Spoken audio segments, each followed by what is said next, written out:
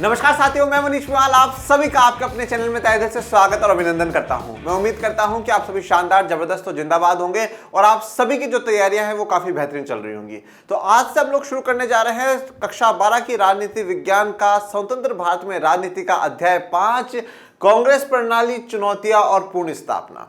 यह चैप्टर बड़ा ही इंटरेस्टिंग होने वाला है और स्टार्टिंग के जो 3 चैप्टर्स थे वो काफी कनेक्टेड थे, 4th ज्यादा कनेक्शन नहीं था। अब 5th और 6th एक साथ कनेक्टेड है, तो अगर 5वां पढ़ रहे हैं तो 6वां भी इसके साथ ही पढ़ेंगे। इस बात के लिए आप तैयार रहिएगा। और आज इस चैप्टर का लेक्चर नंबर 1 है। यूट्यूब पर आप सब्सक्राइब कर लीजिएगा, सब्सक्राइबर बन जाइएगा और डेली लेक्चर्स अटेंड करते रहिएगा। चलिए, इस चैप्टर में हम लोगों को क्या क्या पढ़ना है पहले वो जान लेते हैं। राजनीतिक उत्तराधिकार की चुनौती, ये राजनीतिक उत्तराधिकार का अर्थ क्या होता है और कौन से राजनीतिक उत्तराधिकार की यहाँ पे बात करी गई है वो हम लोग आज के लेक्चर में चर्चा कर लेंगे। फिर बात करेंगे आम चुनाव की। 1967 का जो आम चुनाव है वो अब आप ये पूछ सकते हैं कि सर पहला जो आम चुनाव है वो 1952 में हुआ, फिर उसके बाद 57 में हुआ, फिर उसके बाद 62 में हुआ। इन 3 की बात ना कर करके यहाँ चौथे की बात क्यों करी गई वो भी जानेंगे। फिर कांग्रेस में विभाजन हो जाता है वो भी जानेंगे और फिर 1971 का चुनाव है वो भी जानेंगे, 1971 का चुनाव। और उसी के साथ ये चैप्टर हमारा क्या हो जाएगा, कंप्लीट हो जाएगा। ये टॉपिक्स यहाँ पे जो बताए गए इनमें और भी सब टॉपिक्स है, बड़ी गहराई में जाकर के हम इस चैप्टर को पढ़ेंगे। और आज के लेक्चर में जो हमें पढ़ना है वो है परिचय, इंट्रोडक्शन, और फिर बात करेंगे राजनीतिक उत्तराधिकार की चुनौती। चलिए, परिचय या इंट्रोडक्शन हम लोग कर रहे हैं इस चैप्टर का। चैप्टर का नाम जो है वो है बेटा कांग्रेस प्रणाली, या जिसे हम लोग कहें कांग्रेस सिस्टम। ठीक है, क्या कहेंगे? कांग्रेस सिस्टम। कहीं ना कहीं ये वाला जो शब्द प्रयोग करा गया है ये चैप्टर 2 से थोड़ा सा मिलता जुलता रहेगा कि वहां पर एक दल के प्रभुत्व के दौर की बात करी गई थी, तो वो एक दल कौन था? कांग्रेस था। और अब यहां पर भी बोला गया है कांग्रेस की प्रणाली, कांग्रेस का एक सिस्टम। अगर मैं कांग्रेस सिस्टम की बात करूं, मैं ये कहूं कि कांग्रेस का जो दौर रहा है, जो समय रहा है कांग्रेस का, वो कब से कब तक का रहा है? 1947 से लेकर के 1989 तक का दौर हम कह सकते हैं कि कांग्रेस का रहा है। अब इस कांग्रेस प्रणाली में किस प्रकार से कांग्रेस को चुनौतियों का सामना करना पड़ता है, किस प्रकार से कांग्रेस में विभाजन होता है, किस प्रकार से नेहरू जी का योगदान है, किस प्रकार से लाल बहादुर शास्त्री जी का योगदान है और किस प्रकार से इंदिरा गांधी जी का योगदान है, वो सब कुछ हमें जानना है। अब इस कांग्रेस सिस्टम में अगर मैं टाइम पीरियड को थोड़ा सा डिवाइड कर करके देखता हूं तो मैं ये देखता हूं कि सबसे पहले जो बात करेंगे हम लोग, वो हम लोग बात कर रहे हैं नेहरू एरा की, या हम कह सकते हैं जो नेहरू जी का दौर है उस दौर की। नेहरू जी का एरा कब से कब तक का है? 1947 से लेकर के 1964। नेहरू जी का जो दौर है वो 1947 से लेकर के 1964 तक का दौर है बेटा। ठीक है, 1947 में 15 अगस्त 1947 से वो भारत के प्रधानमंत्री बनते हैं और 27 कौन से 27 मई तक, 27 मई 1964 तक वो भारत के प्रधानमंत्री रहते हैं, क्योंकि 27 मई 1964 को उनकी मृत्यु हो जाती है, डेथ हो जाती है। तो 1947 से 64 तक नेहरू जी का दौर रहता है।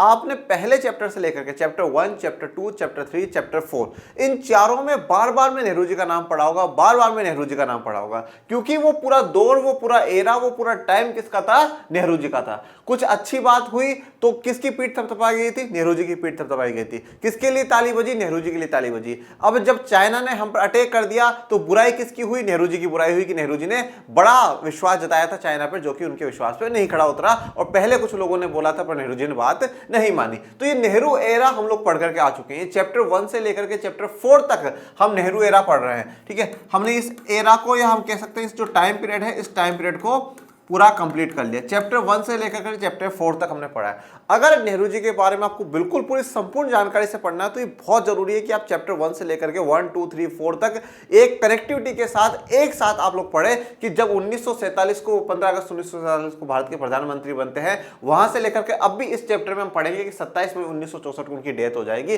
और अब हमारे चैप्टर्स में नेहरू जी का नाम आना बंद हो जाएगा। अब हमारा जो दौर शुरू होगा वो किसका होगा? इंदिरा गांधी जी का होगा। तो अभी तक के चैप्टर किस पे ज्यादा फोकस थे? नेहरू जी पे फोकस थे। अब जो है, अब आगे का जो टाइम पीरियड रहता है वो टाइम पीरियड किसका है? इंदिरा गांधी जी का दौर है, इंदिरा गांधी एरा, इंदिरा गांधी जी का दौर है। अब इंदिरा गांधी जी के दौर का टाइम पीरियड हम क्या लिखेंगे? 1966 से लेकर के 1966 से लेकर के 1984 तक का जो टाइम पीरियड है बेटा, वो किसका रहता है? इंदिरा गांधी जी का रहता है। 1966 से लेकर के 1984 तक जो टाइम पीरियड रहता है वो किसका रहता है? इंदिरा गांधी जी का रहता है। और कितनी 31 अक्टूबर को इनकी हत्या कर दी जाएगी और फिर उसके बाद है वो उनकी डेथ हो जाती है, तो प्रधानमंत्री का पद खाली हो जाता है। अब इंदिरा गांधी जी के बारे में हमें कहां पढ़ना है? हमें चैप्टर 5 और चैप्टर 6, ये दोनों जो हैं वो पूरे पूरे इंदिरा गांधी जी के ऊपर हैं। अब बार बार में इंदिरा गांधी जी का नाम आएगा, इंदिरा गांधी जी का नाम आएगा, इंदिरा गांधी जी का नाम आएगा। हम पढ़ेंगे कि किस प्रकार से एक भारत में पहली प्रधानमंत्री महिला बनती है और किस प्रकार से उन्होंने दबदबा बनाया, ठीक है, पूरे विश्व पे भारत का जो तिरंगा है उसको और ऊंचाइयों पे वो लेकर के गए। किस प्रकार से आपातकाल के लिए वो घिरे, कि किस प्रकार से विपक्ष ने उनको आपातकाल के लिए घेरा, क्या आपातकाल सच में सही था या गलत था, ये सब कुछ हम आने वाले लेक्चर्स में, आने वाले चैप्टर में हम लोग डिस्कस करेंगे। परंतु अभी यहाँ पर इस चैप्टर में हम शुरुआत कर रहे हैं कि किस प्रकार से इंदिरा गांधी जी अपना बेस बनाती है और किस प्रकार से धीरे धीरे वो भारत की एक पॉपुलर लीडर बनती जाती है। इंदिरा गांधी इससे पहले राजनीति से थोड़ा सा दूर रही, स्वतंत्रता आंदोलन में रही, परंतु फिर उसके बाद राजनीति में नेहरू जी नहीं लेकर के आते हैं। आपको बात पता होनी चाहिए, इंदिरा गांधी जवाहरलाल नेहरू जी की बेटी थी।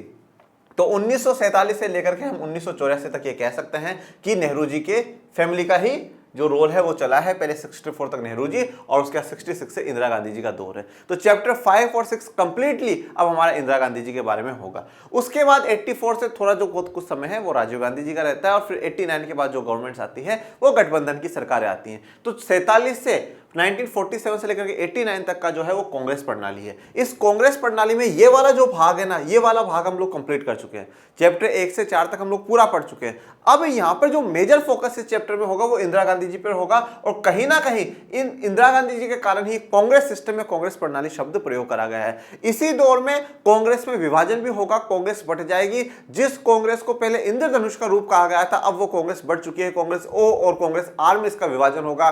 किस प्रकार से जो बड़े बड़े दिग्गज नेता है उनको साइड में कर दिया जाएगा, उनकी एडवाइस को साइड में कर दिया जाएगा। किस प्रकार से वो बड़े दिग्गज नेता उसी कांग्रेस के खिलाफ होते हैं जिस कांग्रेस को शुरुआत से सपोर्ट करते हुए आ रहे थे। क्या कहानी है, ये पूरी कहानी हमें इस चैप्टर में पढ़ने को मिलेगी। परंतु आगे बढ़ने से पहले एक सवाल हमारे दिमाग में है गुरुजी कि 1964 में नेहरू जी की डेथ हुई और 1966 में इंदिरा गांधी जी आई, तो ये 2 साल का टाइम पीरियड बीच में था, तो था किसका? ये जो बीच में 2 साल का जो टाइम पीरियड बात करी गई है बेटा, ये है लाल बहादुर शास्त्री जी का। लाल बहादुर शास्त्री जी का इन्होंने 1964 नेहरू जी की डेथ के बाद यही प्रधानमंत्री रहे, बड़े ही कम समय के लिए प्रधानमंत्री रहे, लगभग 1.5 साल के लिए ही वो प्रधानमंत्री रहे। और उस प्रधानमंत्री के दौर में, उस टाइम पीरियड में उन्होंने काफ़ी चुनौतियों का सामना करा और उन चुनौतियों से भारत को उभार करके वो लेकर के आए। परंतु मैं बार बार ये बात कहता हूँ कि ये भारत का दुर्भाग्य रहा कि जब वो ताशकंद उज्बेकिस्तान में एक समझौते पर हस्ताक्षर करने जाते हैं, वहाँ उनकी अचानक मृत्यु हो जाती है जिसके कारण का पता नहीं लगा। ठीक है ना, ये बड़ा दुर्भाग्य है। अगर शास्त्री जी थोड़ा और लंबे समय तक टेन्योर करते और थोड़ा आगे तक प्रधानमंत्री के दौर में रहते तो शायद भारत के लिए और भी अच्छा होता। तो नेहरू जी के बाद लाल बहादुर शास्त्री जी प्रधानमंत्री बने, पर इनका 1.5 साल का ही टाइम पीरियड रहा, तो इसलिए कोई बहुत बड़ा एरा में या एक स्पेशल जो कंटेंट है वो यहाँ पे नहीं है। और फिर 66 से इंदिरा गांधी जी रहती है, एक लंबे समय तक प्रधानमंत्री रहती है और भारत की पहली प्रथम और अभी तक तो वही महिला प्रधानमंत्री रही है। तो उनके दौर के बारे में हम इस चैप्टर में पढ़ेंगे और आने वाले चैप्टर में भी पढ़ेंगे। अब जो हमारा टॉपिक है राजनीतिक उत्तराधिकार का सवाल।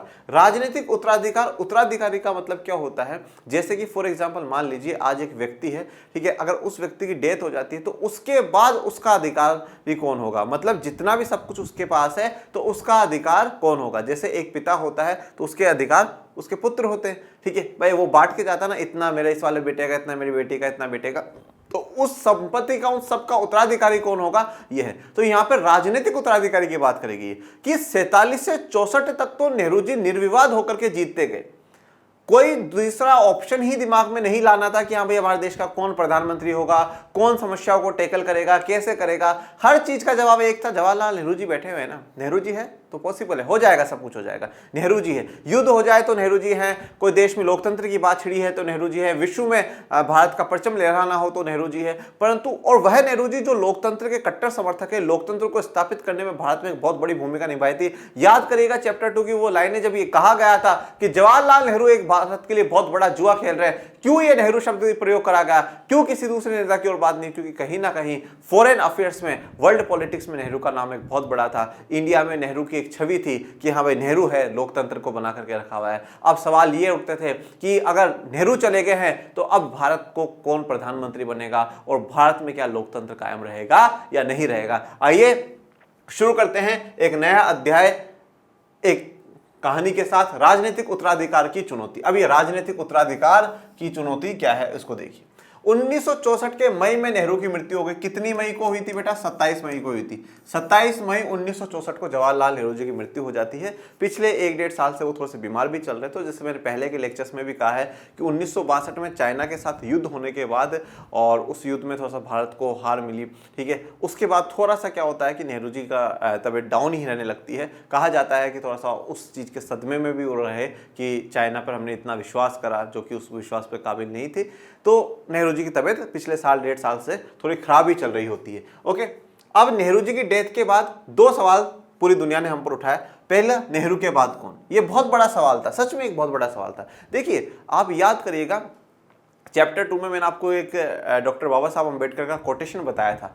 उन्होंने ये कहा था कि जो पूजा नायक है, ठीक है, पूजा नायक लोकतंत्र के लिए हानिकारक है, खतरनाक है, ठीक है। पूजा नायक का मतलब क्या होता है? Hero worship. जब हम राजनीति में हैं, हम एक नेता को बिल्कुल भगवान की तरह पूजने लग जाए, ठीक है, एक हीरो वर्शिप उसकी होने लग जाए कि नहीं नहीं साहब यही है सब कुछ और जो ये करेगा वो सब कुछ ठीक है, वो लोकतंत्र के लिए हानिकारक है। लोकतंत्र के लिए हानिकारक क्यों है वो मैंने आपको 2 कारण बताया था।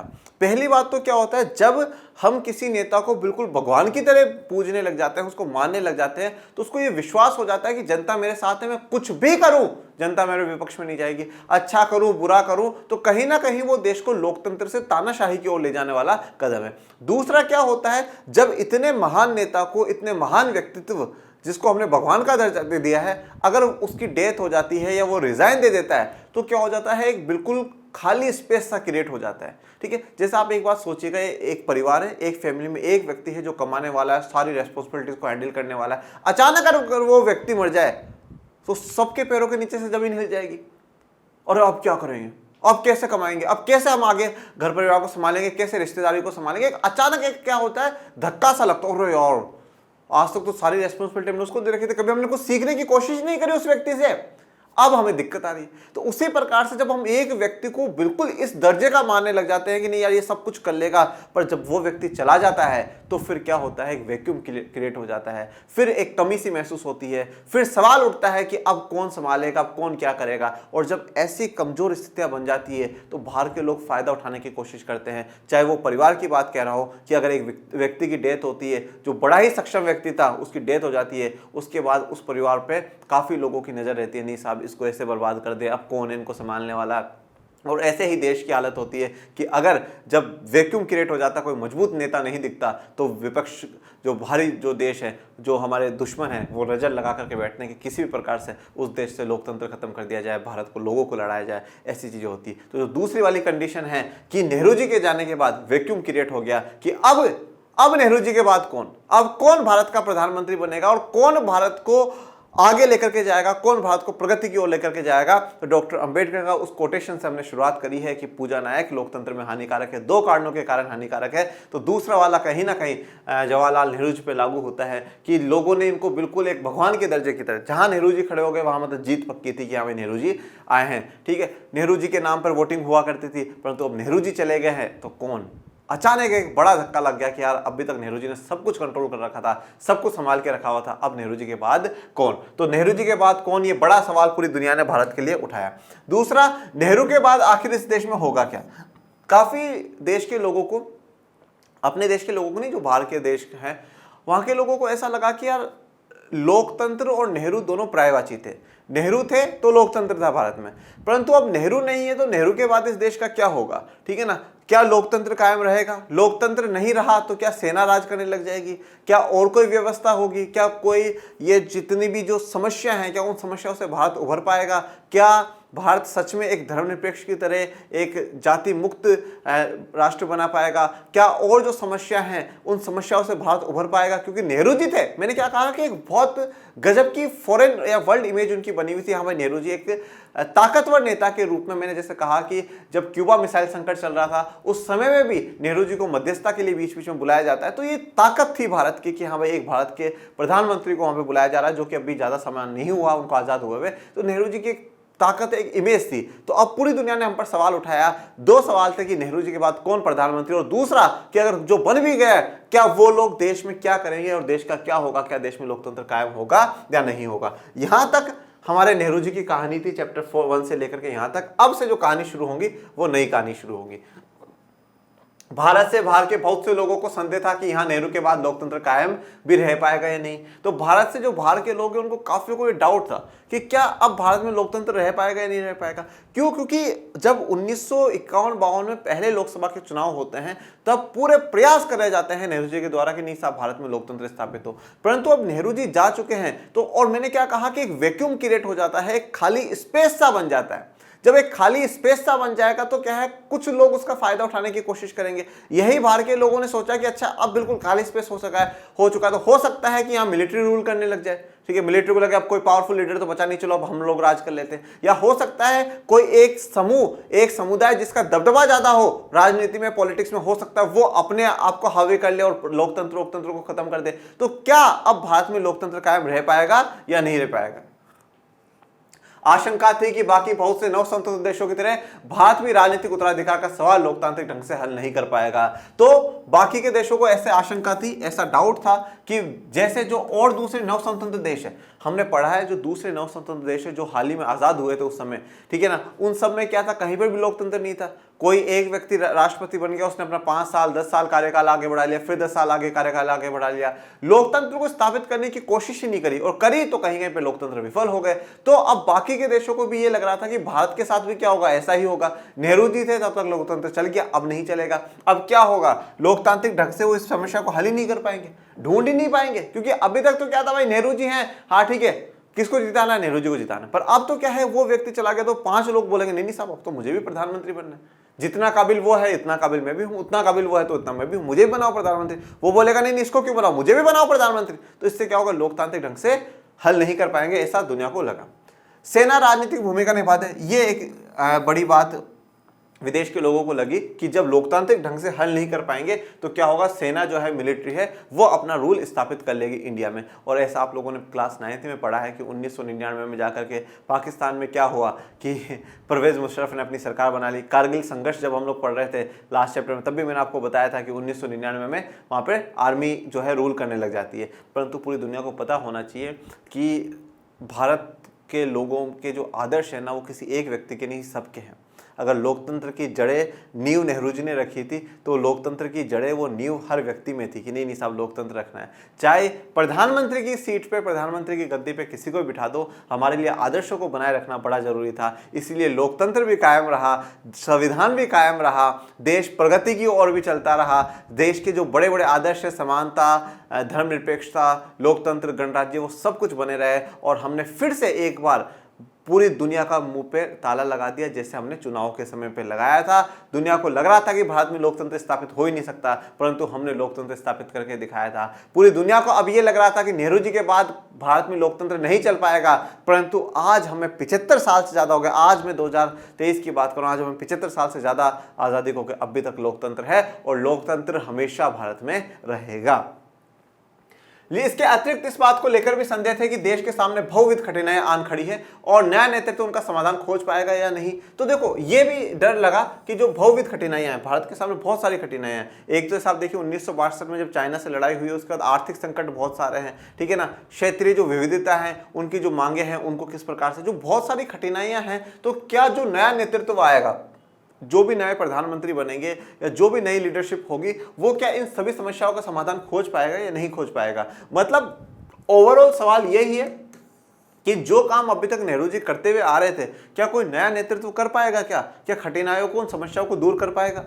1960 के दशक को खतरनाक दशक कहा जाता है, क्योंकि गरीबी, गैर बराबरी, सांप्रदायिक और क्षेत्रीय विभाजन आदि के सवाल अभी अनसुलझे थे। 1960 का दशक, 1960 का दशक है, मतलब 60 से 70 तक वाला जो दौर है बेटा, इसको सबसे खतरनाक दशक कहा जाता है, ठीक है ना, डेंजरस डिकेड कहा गया है। ये सवाल पूछा जा सकता है 1 मार्क्स में कि कौन से दशक को सबसे खतरनाक दशक कहा जाता है, तो 1960 के दशक को कहा जाता है। मतलब 1961 से 70 वाला जो दौर है वो क्या है, खतरनाक दशक है। क्यों? क्योंकि इसमें गरीबी बहुत थी, ठीक है, इसमें गैर बराबरी भी थी, सांप्रदायिक के मुद्दे भी थे धर्म के आधार पर, क्षेत्रीय विभाजन आदि, ये सभी अभी सवाल अभी अनसुलझे थे। इन पर कोई बहुत बड़ा ऐसा नहीं कि बिल्कुल साफ क्लियर हो गए कि नहीं नहीं साहब आज से सब बराबर हो गए हैं, गरीबी बिल्कुल खत्म हो चुकी है, सांप्रदायिकता बिल्कुल भी नहीं है, क्षेत्रीय विभाजन की बातें नहीं हो रही, सब है। तो क्या इन सवालों के जवाब जो नया नेतृत्व आएगा वो दे पाएगा? क्या इन समस्याओं को उसी कुशलता के साथ निभाएगा, जैसे इन समस्या को उन्हीं कुशलता के साथ ठीक कर पाएगा जैसे नेहरू जी ने करा? ये बड़ा सवाल पूरी दुनिया ने हमारे पर उठाया था। लोकतंत्र की परियोजना असफल हो जाती अथवा खुद देश ही बिखर जाता। तो काफी लोगों को यह लगा कि ऐसी कंडीशन में क्या होगा, जो लोकतंत्र की जो परियोजना है, जो हमने प्लानिंग करी है लोकतंत्र की, वो क्या हो जाएगी, असफल हो जाएगी और देश क्या हो जाएगा, खुद ही ऑटोमेटिकली बिखर जाएगा, देश ऑटोमेटिकली क्या हो जाएगा, टूट जाएगा। तो दुनिया ने हम पर सवाल उठाया कि नेहरू जी के बाद हो सकता है देश में सेना का शासन स्थापित हो जाए, हो सकता है कि लोकतंत्र खत्म हो जाए, और हो सकता है कि लोकतंत्र खत्म होने के बाद देश खुद ही बिखर जाए, खुद ही अलग हो जाए। परंतु आज उस पूरी दुनिया के मुंह पर एक बहुत बड़ा तमाचा है कि आज भी भारत एक है, आज भी भारत अखंड है। और नेहरू जी का मुझे एक स्लोगन याद आता है, वो कहते थे यूनिटी इन डाइवर्सिटी, विविधताओं में एकता है। हमारे देश में विविधताएं होंगी, हमारे देश के महापुरुषों में, हमारे देश के लोगों में, विचारों में मतभेद हो सकता है, ठीक है, विचारों में मतभेद हो सकता है, पर हमारे मन भेद नहीं है। हम मतभेद रख सकते हैं कि नहीं साहब मेरा ये बात है, उसकी ये बात है, परंतु सबका जो मन है वो सिर्फ और सिर्फ क्या है, देश की प्रगति की ओर है। और यही बात मैं आपको भी कहता हूं कि बहुत से बार लोग क्या है, महापुरुषों के नाम पे लड़ाई लड़ते हैं कि नहीं वो ग्रेट थे, वो ग्रेट थे, उन्होंने ऐसा करा, उन्होंने ऐसा करा। मैं कहता हूं हमारे सभी महापुरुषों ने बहुत बेहतर काम करा है। और कभी सुनिएगा संविधान सभा की डिबेट सुनिएगा, कभी उस समय के संसद में बैठे नेताओं की बातें सुनिएगा, उन नेताओं में फिर कहता हूं कि मतभेद हो सकते हैं पर मनभेद नहीं हो सकता था। उनमें विचारों में लड़ाई हो सकती है, परंतु देश की एकता अखंडता को लेकर के, देश में लोकतंत्र समानता को लेकर करके किसी प्रकार का कोई मतभेद नहीं, कोई मनभेद नहीं। उन्होंने सबका लक्ष्य सिर्फ एक ही था कि राष्ट्र सर्वोच्च ऊंचाइयों पर होना चाहिए, राष्ट्र फिर से पूरी दुनिया को विश्व गुरु बना करके दुनिया को राह दिखाए, ये सबका लक्ष्य था। ओके, नेहरू के बाद शास्त्री जी का दौर आता है, ठीक है, सब बहुत गजब के व्यक्तित्व, ठीक है, व्यक्ति नहीं व्यक्तित्व कहता हूं मैं इनको, गजब की पर्सनैलिटी रही लाल बहादुर शास्त्री जी की। नेहरू के उत्तराधिकार का सवाल इतनी आसानी से हल कर लिया गया कि आलोचक ठगे से रह गए। बहुत आसानी से हम लोगों ने क्या कर लिया, हमने चुन लिया हमारा प्रधानमंत्री। नेहरू की मृत्यु के बाद कांग्रेस पार्टी के अध्यक्ष के कामराज ने अपनी पार्टी के नेता और सांसदों से सलाह मशवरा किया। उन्होंने पाया कि सभी लाल बहादुर शास्त्री के पक्ष में थे। अब देखिए बेटा, पहले एक चीज को समझिए कि जब अगर किसी बीच में प्राइम मिनिस्टर की डेथ हो जाती है तो कैसे प्रधानमंत्री चुना जाता है। अब सबसे मेन बात यह है कि हमने बोला कि पहला चुनाव 1952 में हुआ, पहला चुनाव, दूसरा चुनाव 1957 में हुआ और तीसरा चुनाव 1962 में हुआ, है ना, यही बात कह रहे हैं अपन लोग, पहला दूसरा तीसरा चुनाव। प्रथम चुनाव, द्वितीय चुनाव और तृतीय चुनाव।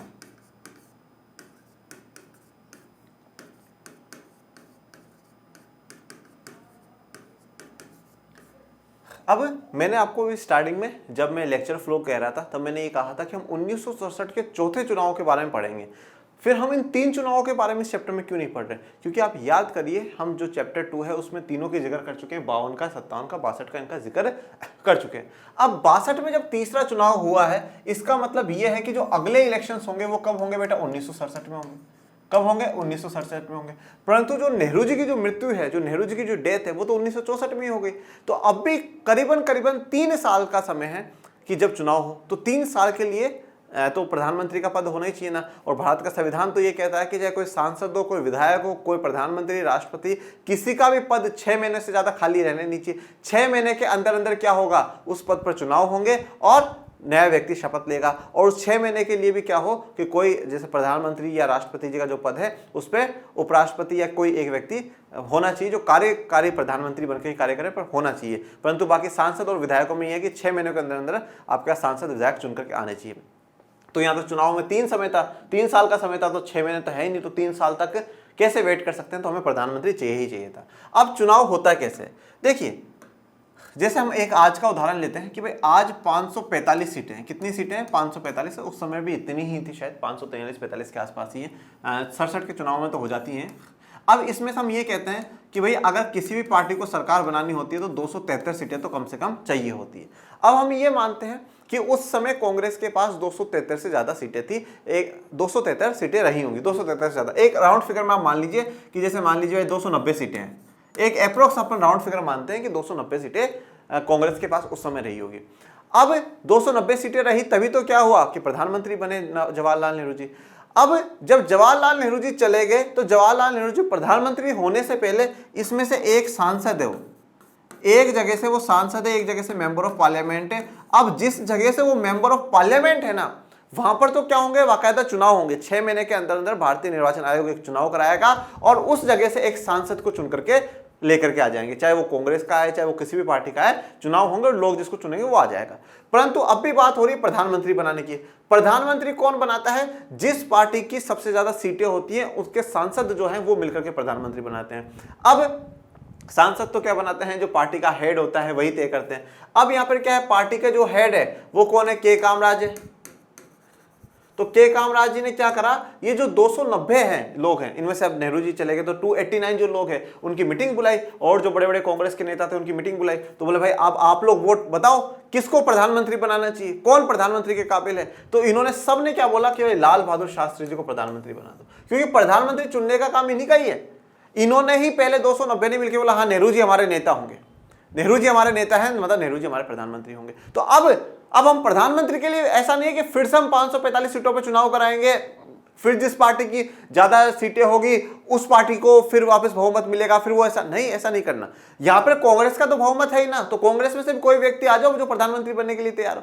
तो अब प्रधानमंत्री के लिए बात इनसे करी कि के कामराज जी ने कि बोला भाई किसको प्रधानमंत्री बनाया जाए, तो सबने निर्विरोध बोला कि लाल बहादुर शास्त्री जी को प्रधानमंत्री बना दिया जाए। लाल बहादुर शास्त्री जी परफेक्ट व्यक्ति है भारत के प्रधानमंत्री पद को संभालने के लिए। और फाइनली फिर क्या हुआ, लाल बहादुर शास्त्री जी को 1964 में प्रधानमंत्री बना दिया गया। अब एक सवाल काफी बच्चों के मन में यह होगा कि सर जब तक नेहरू जी थे 1964 में 27 मई तक जब तक नेहरू जी थे, उनके खुद का एक मंत्रिमंडल होगा, वह खुद का उनका एक कानून का मंत्री होगा, एक उनका विदेश का तो चलो वो खुद संभाल रहे थे, खाद्य मंत्री होगा, जो जितने भी मंत्रिमंडल था उनका पूरा।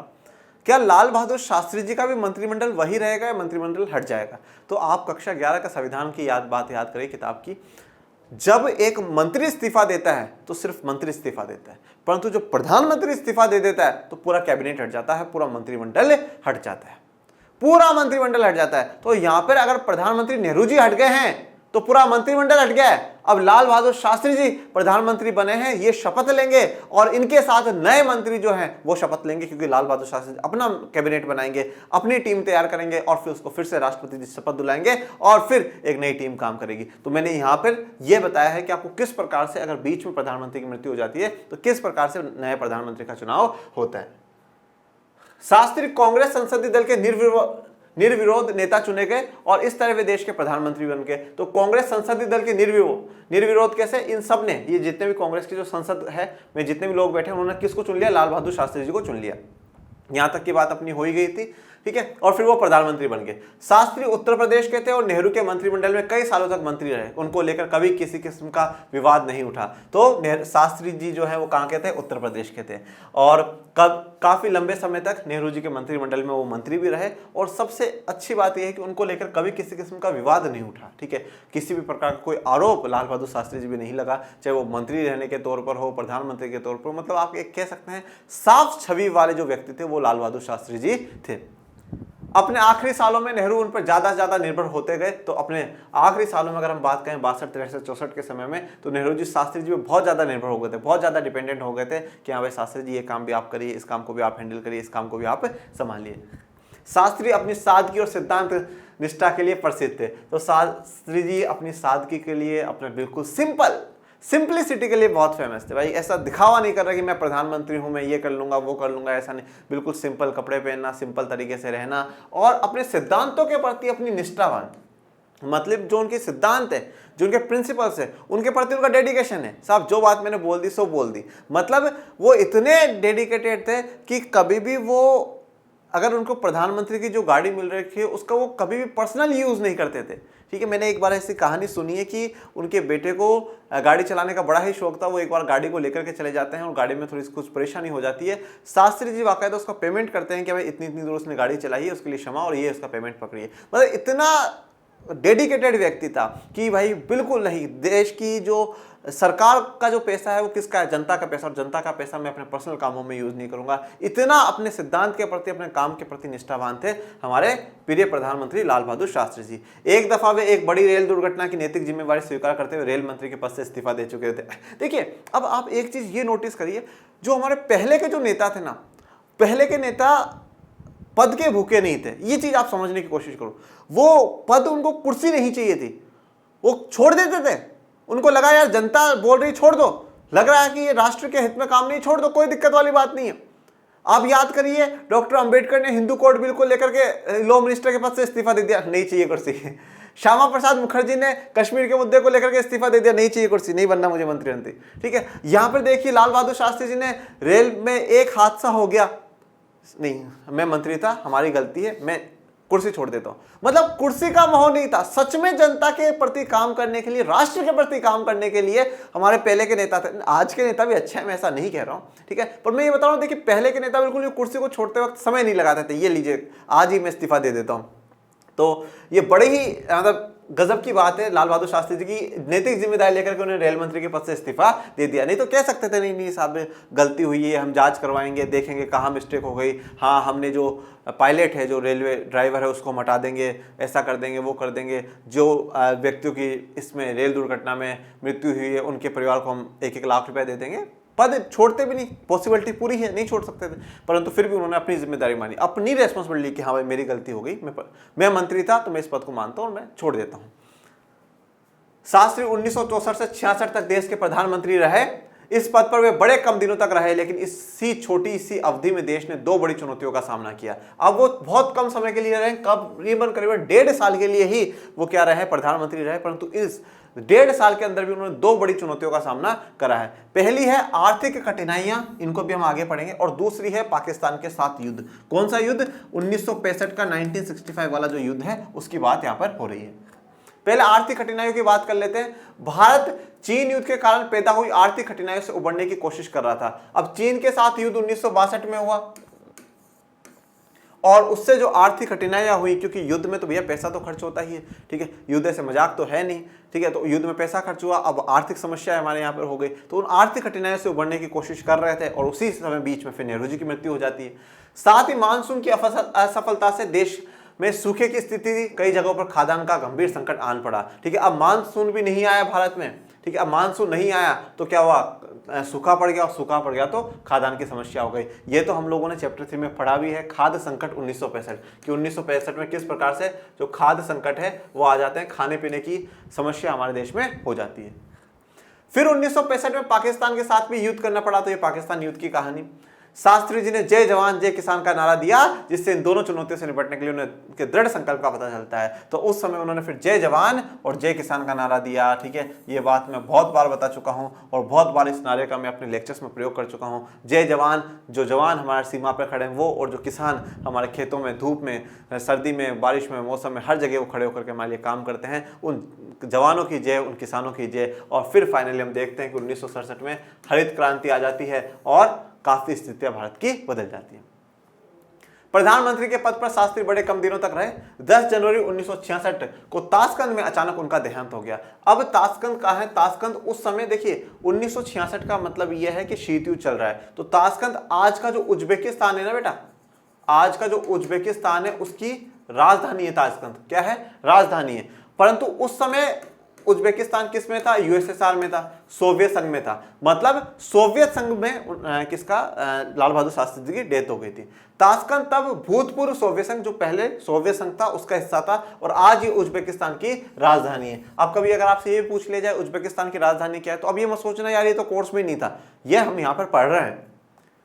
युद्ध की समाप्ति के सिलसिले में पाकिस्तान के तत्कालीन राष्ट्रपति मोहम्मद अयूब खान से बातचीत करने और एक समझौते पर हस्ताक्षर करने के लिए वे ताशकंद गए थे। तो ताशकंद गए थे क्यों? क्योंकि जो युद्ध हुआ था उसकी शांति समझौते के लिए, और जो तत्कालीन राष्ट्रपति है पाकिस्तान के मोहम्मद अयूब खान, उनके साथ उस समझौते पर हस्ताक्षर करने के लिए गए थे। परंतु भारत का दुर्भाग्य रहा कि अचानक ही लाल बहादुर शास्त्री जी की ताशकंद में मृत्यु हो जाती है, डेथ हो जाती है।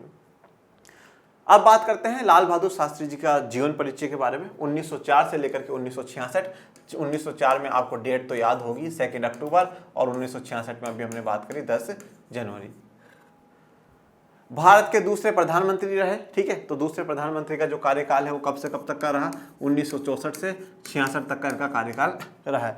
1930 से स्वतंत्रता आंदोलन में भागीदारी की उत्तर प्रदेश मंत्रिमंडल में मंत्री रहे, तो स्वतंत्रता आंदोलन में भागीदारी दी और उत्तर प्रदेश मंत्रिमंडल में मंत्री रहे, तो उत्तर प्रदेश में जो सरकारें बनी उनमें भी मंत्री रहे। कांग्रेस पार्टी के महासचिव का पदभार संभाला, तो कांग्रेस पार्टी के महासचिव भी बने। 1951 से 56 तक केंद्रीय मंत्रिमंडल में पद पर है, और इसी दौरान रेल दुर्घटना की नैतिक जिम्मेवारी लेते हुए उन्होंने रेल मंत्री के पद से इस्तीफा दे दिया। तो 51 से 56 मतलब पहले ही चुनावों में इनको मंत्री बना दिया गया कि हाँ आप बिल्कुल काबिल व्यक्ति हैं और आप आइए, आप मंत्री का पद संभालिए। और जब इनको रेल मंत्री बनाया गया और उसमें रेल में दुर्घटना हो गई तो इन्होंने इस्तीफा सौंप दिया। 1957 से 64 के बीच में मंत्री के पद में रहे। आपने जय जवान जय किसान का मशहूर नारा दिया था, तो किसने दिया है? लाल बहादुर शास्त्री ने जय जवान जय किसान का बड़ा ही फेमस जो स्लोगन है वो दिया है। देखिए अब हमारा जो नेक्स्ट जो मेन टॉपिक होगा वो 4th जनरल इलेक्शन होंगे, चौथे जो आम चुनाव 1967 है वो होंगे। परंतु उससे पहले एक और है शास्त्री जी के बाद इंदिरा गांधी, ठीक है। शास्त्री जी के बाद इंदिरा गांधी वाला जो टॉपिक है वो आज कवर हो जाता और मैं कर भी देता, परंतु उस टॉपिक को मैं नेक्स्ट में लूंगा। कारण क्या है बच्चों? क्योंकि अब आगे से जो सब कुछ है वो इंदिरा गांधी के बारे में ही है, ठीक है। तो हम कंटिन्यूटी बनी रहेगी। अगर मैं आपको यहाँ पे शास्त्री जी के बाद इंदिरा गांधी पढ़ा के चला जाता तो नेक्स्ट में आपको 4th इलेक्शन को थोड़ा समझने में प्रॉब्लम आती। इसलिए जो हमारा एक टॉपिक है शास्त्री जी के बाद इंदिरा गांधी जी, वो भी हम लोग क्या है नेक्स्ट लेक्चर में कवर करेंगे। और आज के इस लेक्चर में आपको कोई डाउट हो, कोई समस्या हो, कुछ पूछना हो तो कमेंट बॉक्स में मेंशन करिएगा और बताइएगा आज का लेक्चर आपको कैसा लगा। और बच्चों पढ़ते रहिए, आगे बढ़ते रहिए और इस चैनल को लाइक शेयर सब्सक्राइब करते रहिए। आपको कोई सजेशन हो कमेंट बॉक्स में मेंशन करिए, कोई स्पेशल वीडियोस की आपको रिक्वायरमेंट हो वो भी जरूर बताइएगा। और पढ़ते रहिए, आगे बढ़ते रहिए। मिलेंगे नेक्स्ट लेक्चर में, तब तक के लिए थैंक यू सो मच। जय हिंद, जय भारत।